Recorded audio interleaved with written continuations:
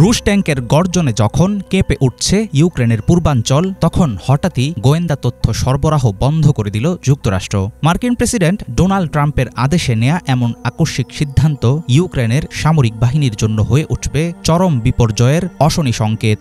American intelligence network থেকে রুশ বাহিনীর গতিবিধি সম্পর্কে কী ধরনের ইনফরমেশন পেত কিয়েভ কখনো সামনে আসেনি সেসব খবর। তবে গোপন তথ্যের অভাবে আমূল ঘুরে যেতে পারে চলমান যুদ্ধের মোড়। রাশিয়ার মিসাইল আক্রমণ কিংবা সেনা সমাগমের আগাম খোঁজ না পেলে ভয়াবহ ক্ষতির মুখে পড়বে জেলেনস্কির দেশ। ২০২২ সালে ইউক্রেনে রাশিয়ার সর্বাত্মক হামলা শুরুর পর থেকেই কিয়েভের সঙ্গে গোয়েন্দা তথ্য বিনিময় করে আসছিল যুক্তরাষ্ট্র। বিভিন্ন সামরিক সূত্র থেকে পাওয়া তথ্য অনুসারে ধারণা করা হচ্ছে, যুদ্ধক্ষেত্রের ফ্রন্ট লাইনে রুশ সেনাদের অবস্থান, গতিবিধি ও তাদের পরিকল্পনা সম্পর্কিত তথ্য কিয়েভের সাথে ভাগাভাগি করত মার্কিন প্রশাসন। আমেরিকান স্যাটেলাইট থেকে প্রাপ্ত খবর ও রুশ বাহিনীর সিগন্যাল ইন্টারসেপ্ট করার মধ্য দিয়ে ইউক্রেনীয়দের গোপন খবর জানাত যুক্তরাষ্ট্র। এসব তথ্য না পেলে হিমার্স লঞ্চার, স্টর্ম শ্যাডো ক্ষেপণাস্ত্রের মতো দূরপাল্লার অস্ত্র কার্যকরভাবে কাজে লাগাতে ব্যর্থ হবে ইউক্রেন।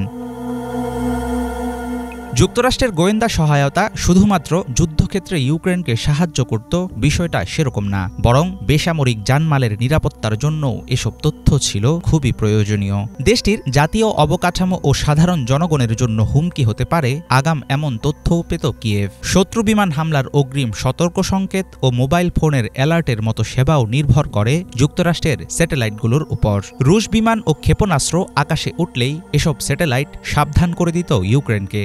সাময়িক স্থগিতের বদলে যদি দীর্ঘ সময়ের জন্য বন্ধ থাকে মার্কিন গোয়েন্দা তথ্য সরবরাহ, সেক্ষেত্রে আত্মরক্ষা করাই হয়তো মুশকিল হবে ইউক্রেনের জন্য।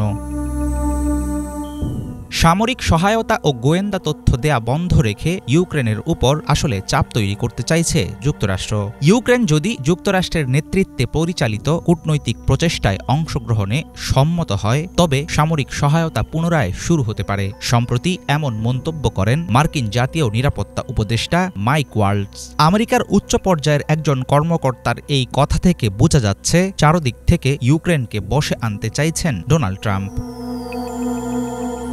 ইউক্রেনের নিরাপত্তা নিশ্চিত করার কার্যক্রম থেকে যুক্তরাষ্ট্র পিছু হটছে। এই আশঙ্কার মুখে ইউক্রেনকে রক্ষা করার দায়িত্ব পড়বে ইউরোপের উপর। এমন চ্যালেঞ্জ নিতে হলে পুনর্গঠন করতে হবে ইউরোপীয় প্রতিরক্ষা ব্যবস্থা। দ্বিতীয় বিশ্বযুদ্ধের পর থেকে ইউরোপের শক্তিশালী মিত্র ছিল যুক্তরাষ্ট্র।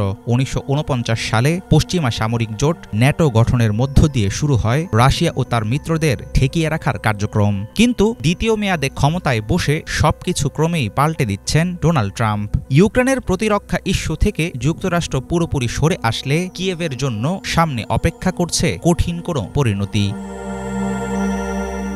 হাফিজুল ইসলাম, বাংলা ভিশন।